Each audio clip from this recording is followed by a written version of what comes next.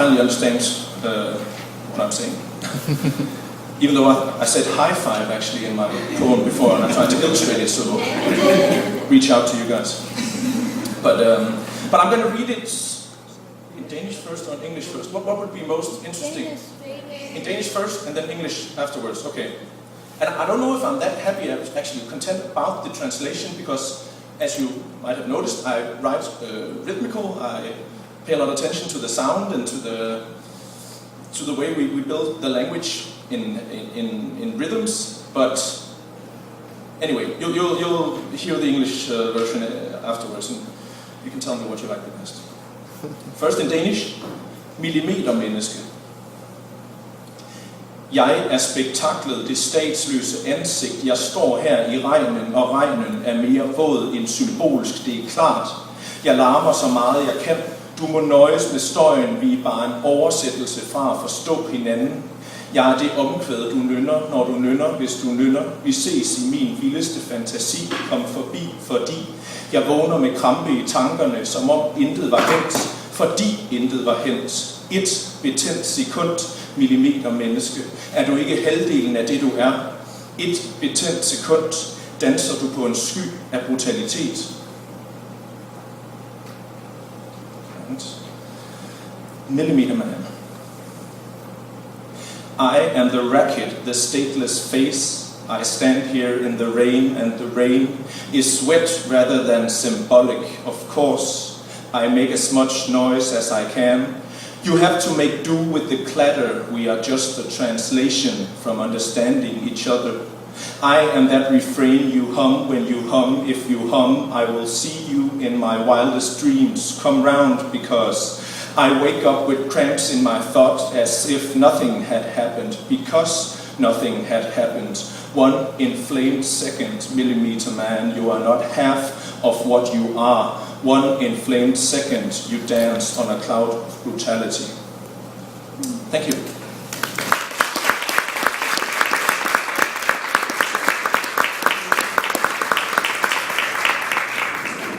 That's pretty amazing. I can't believe you can read that fast. You have a very good rhythm. That seems like the most important thing to you, though, really. And then you started to mention that, the rhythm of it and the kind of flow to the poem itself. After some times, that's what I focus a lot on, but while I'm writing it, I spent 4.5 years writing this, and during that process, it was really important for me to get it all written down and see this as a physical thing, and as words on a paper, and as not as much as sound as when I go on stage and perform, because then I like to give it another dimension, so that I don't just reproduce or give what's in this book to the audience, but give it another dimension, because I'm pretty sure that if you sit and read this book tonight, you won't get the same out of it, right, if you haven't heard me reading it. So right, that makes sense. And like the emotions that you have as you read really do emphasize the kind of rhythmical quality and the musical quality of it too, by hitting those beats and emphasizing certain movements and the words and the contours of it. It's actually just for myself.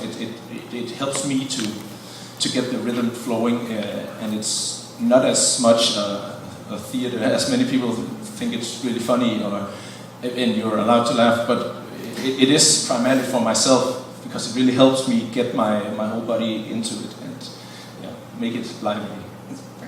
So how did you become a poet, or what made you want to become a poet? Well, I've never really read that much when I was a kid, but in high school, in my gymnasium, when I was 14, 15, I started reading some poetry collections and just really got into it. And I've never really liked analyzing poems, and I didn't really enjoy it in the high school, where we had to find out, for instance, if you read a poem and it says the night is blue and da-da-da-da, you had to sit down and discuss, what does blue mean? Does it mean empty? Does it mean eternal? Does it mean, you could go on and just interpreting, and you wouldn't really get anywhere, because you don't know, there's no answer. And that's what I think is the most important, that even this is pretty avant-garde, because no one really understood anything I said. but it's still a poetry reading, and you might not get as much out of it as when you hear an English translation, but I still hope and feel that you got something out of it, and that is just as important, and you might as well see it as a concert in a way, as music. I often view it as a composition of words. So are there any poets in particular that have had or any writers in general that have had an influence on you? There are many Danish contemporary artists and writers, but just as much music, actually, just as much. In my early years, there was a lot of rap music, but also just music in general, also without words, also without text, can inspire me just as much, but maybe not that directly, but it definitely gives something. That was interesting too that you are studying visual culture in addition to literature, we have a big visual cultural studies program here at the university, and I think that's interesting for a poet, and it makes complete sense. Is there anything from there that's influenced you? Definitely, and again, maybe not that directly, but definitely, and I go to a lot of museums, and I buy a lot of art books because it gives me something, but I don't know what it is. Again, like with the performance in Danish, you don't really know maybe what you're getting out of it, but you're getting something out of it. So when people ask, why do you write poems, for instance, I say, that's why. Because you have to think, why would you want to write poetry when you could study science and create a robot, or why you can work on Wall Street and make money, or you can save the environment. You can do something that really that really gives something that you can measure out of it. And I think poetry is one of the places where you can do something and it has an impact, but you're not always sure what the impact is. Yeah, I think that's important. I think that unquantifiable impact is important, and it seems like that kind of ties into this festival that you run. What is the origin of that? What is it exactly? Well, I've been arranging poetry readings for many years in Denmark, and I just wanted to gather it all a bit. It's every second year we do this festival, and we get, except for the Danish, we have Danish writers, but we also get a lot of international writers. And for the next festival, we're planning on inviting some American writers as well. Some of the writers I've read a lot. I don't know if you know Rosemary Waldrop, for instance, is one of my big inspirations, and Lynn Heginian. So I've been in contact with them, and they sound pretty eager to go. So that's nice, and it's just to really get it all gathered in one weekend. Oh, it's a weekend. That's Thursday to Sunday, but we have also an art exhibition at the same time. We have some concerts in the evening. We have a book fair. So we try to really get stuff happening. That's fantastic. Yeah. That's really fantastic. Well, thank you very much. Thank you. Yeah, we'll stay. We're going to have questions at the end, mainly like individualized, but for now we'll keep moving on. Thank you. Thank you.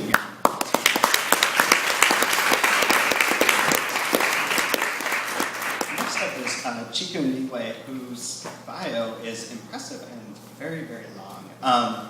She is from Nigeria but lives in Belgium, and her debut novel, I didn't ask you how to pronounce this, Defanix, was published in 2005 by Mühlenhof in Antwerp and Amsterdam, and was shortlisted for a very important prize with a lot of views in it, as being the best first novel by a female writer. It was also happened to be the first novel to be published in Dutch that was written by a Flemish author of African origins. Since that time, she's had fiction published in Wasafiri, in Moving Worlds, in Per Contra, and Voices of the University of Wisconsin, and Okike at the University of Nigeria. She also has two new novels, one called Fata Morgana that came out in 2008 in Dutch and will be coming out in English shortly. It is out. That is that. Okay. Your Wikipedia page needs updating. Fix that. But it's called, what's the actual title in the American version? On Black Sisters Street, right. And in English, in Britain, it's called something else. It's available from Random House, came out earlier this year, and got amazing amounts of praise, like amazing. Publishers Weekly gave it a star review saying, The author's raw voice, unflinching eye for detail, facility for creating a complex narrative, and affection for her characters make this a must-read. The New York Times called it boiling with a sly, generous humor, and Pulitzer Prize winner Edward P. Jones referred to it as a grand and compassionate and moving work of art. And these are just 3 of probably like 75 blurbs that are on your Amazon page. So I'd like to welcome you up on stage to read a bit from Black Sisters.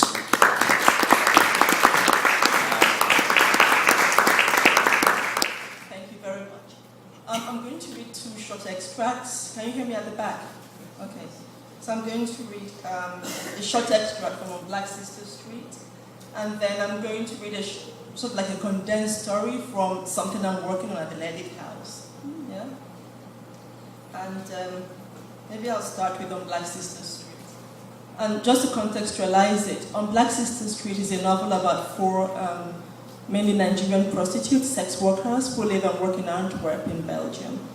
And I'm going to read right from the middle, where one of the girls, her name is Sisi, decides to quit. So the idea is that every month she has to send down 500 euros to her pimp in Nigeria.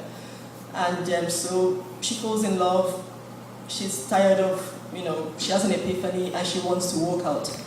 And so I'll just sort of go on and read. And instead of sending the money to her pimp, she decides to do something else with it. So that's like expressing her freedom.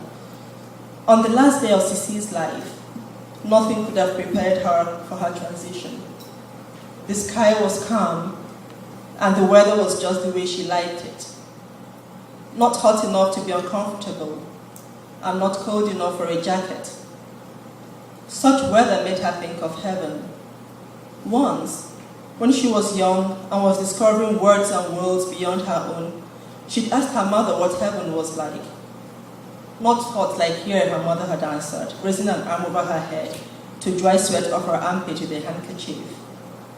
And not cold like I hear it is overseas. Heaven has perfect weather, Samsam weather. Sisi walked in the perfect weather, walking Antwerp's many narrow streets. Her destination was a shopping street.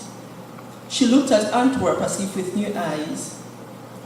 Every time she took the bus outside the city, she was aware how easy it was to tell that one had left or had re-entered. The landmarks could not be missed.